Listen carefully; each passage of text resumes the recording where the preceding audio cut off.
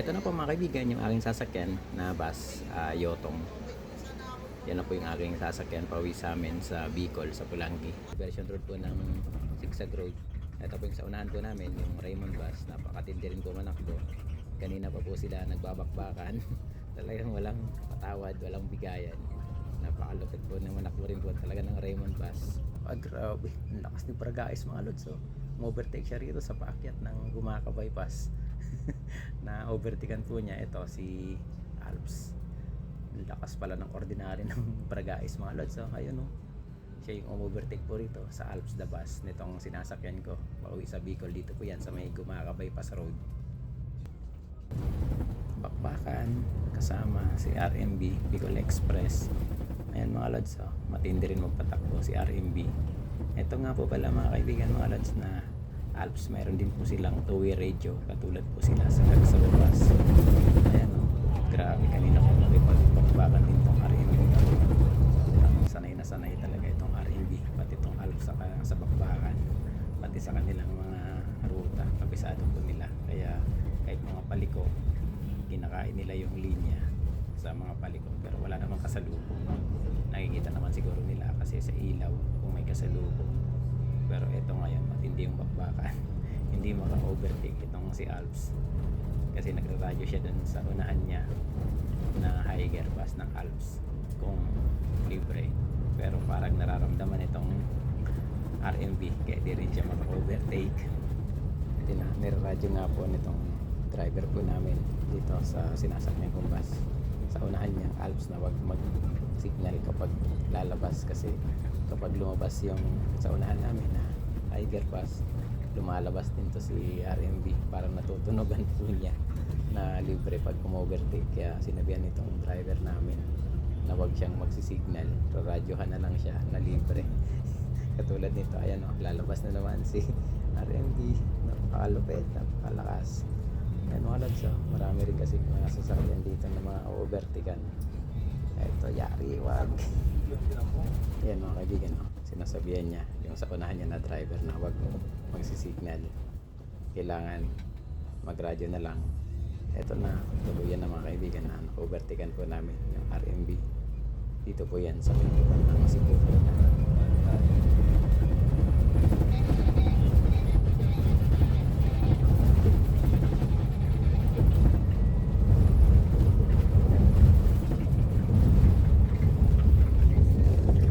Hapon, ito po mga lods, mga kaibigan, pabalik na po tayo ulit ng Maynila nila.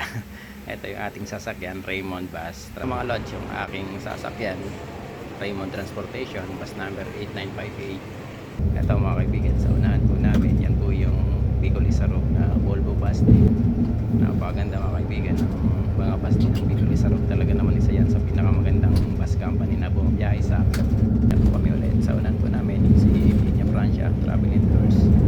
Eto na, babakpakin na siya ni Raymond Transportation 8958. Napakaganda rin bumiyahe rito mga kaibigan sa parting ito ng puntang Libmanan mula rito sa may Pamplona. Malakas mga kaibigan ang makina nitong Volvo bus ng Raymond.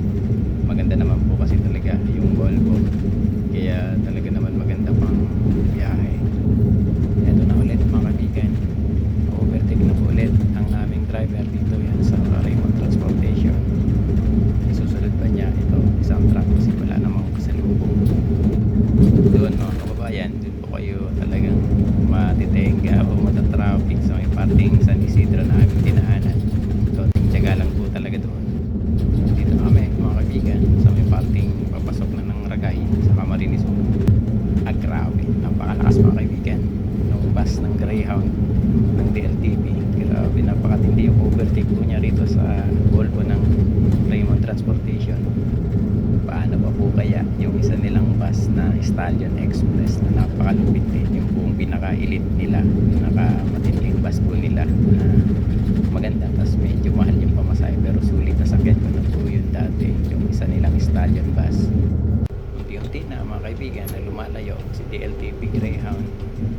Malulupit din mga bus ng DLTV lalo ngayon na may mga parating silang mga bago, parang katulad sa Ilabil na may mga parating din po na mga bus na mga taco bus, tapos higher po yata yun. Walang patawad. Walang kapatid sa kapatid. Ito, overtaking kami sa may Raymond din. Dito po yan sa may papasok namin, sa may pamuntang Gumaka. Ito mga kaibigan, sa unahan namin, Bicolisaro, Tiger Bus. Kanina pa yan, napakabilis din mga lods, mga kaibigan, yung kanyang patakbo. Hindi rin basta-basta yung bus ng Tiger. Pero syempre may speed limit din kasi. Tapos di rin naman kami rin makapatakbo ng mabilis kasi nga po marami rin po kami kasabay na sakyan. Tapos may sinusundin ng mga speed limit yung mga bus po sa ngayon. Kaya sakto lang po yung mga kaibigan yung aming patakbo. Dito mga kaibigan, sa may parting ito papuntang Gumaka. Mga bali 2 lanes po rito. Kaya lang may mga nakaparada po dyan sa mga gilid. Ito na mga kaibigan, susubukan na ni Raymond Transportation. Overtaken dito si Bicolisaro. Kaso may truck sa una namin, kaya hindi niya kakayanin yan. Balik tayo ulit. Dito po mga kaibigan, sa may parting ito ng Gumaka. Medyo marami-rami po malubak dito sa may parting gitna. Kasi 4 lanes po ito.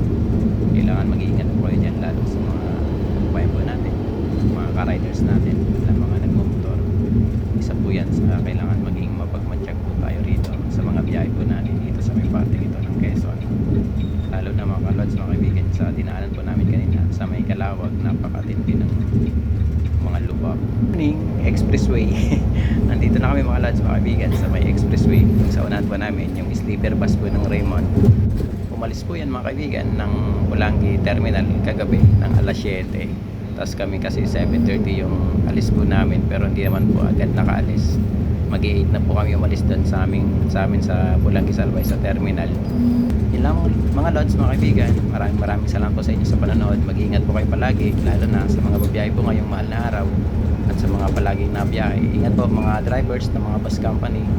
Maraming salamat po sa inyo sa panonood. God bless po. Mabulos po sa inyo, boss.